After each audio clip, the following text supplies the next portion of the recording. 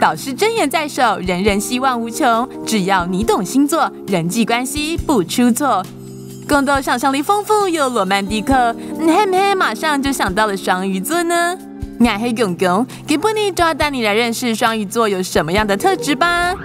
嘿，浪漫哦，贤者。阿姐，你脸上好像有一丝丝的东西，那有什么东西呀？有一丝丝的，漂亮。本来就很漂亮，还要你说？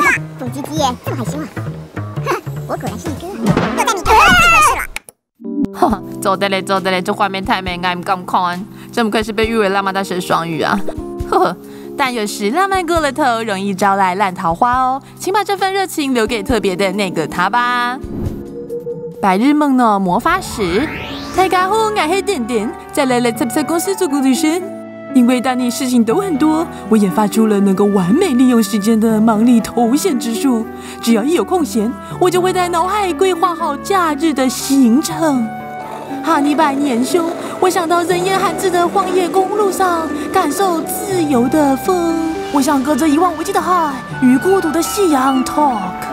我想沐浴在极光里，虽然累秀只有3米，要一次做完，感觉有点 hard。哦，妈呀！双鱼座的他一走神就能建构出一个幻想世界，好像进入了白日梦的精神时光屋一样。有梦最美 ，keep on dreaming。不过美梦不记得要付出行动哦。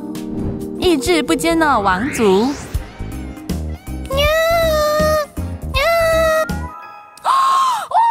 浪小猫，好可怜，这么瘦，感觉饿了好几天虽然我身上只带了吃饭和搭车的钱，但我实在忍不住了，我一定要买瓜果给它吃。谢瓜你。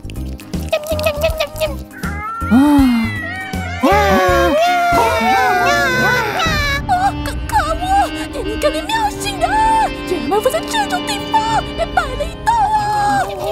我真是烦了，直接打车回家吧。我醒人，要真给黑，请明白哎。富有同情心的他们，海拜也给人心智不坚、优柔寡断的英雄。双鱼座的泰嘎，凡事要量力而为哦。看起来双鱼座的他不止浪漫多情，同理心也有泛滥的危机，真的是各种滥情啊！不过都很善良哦。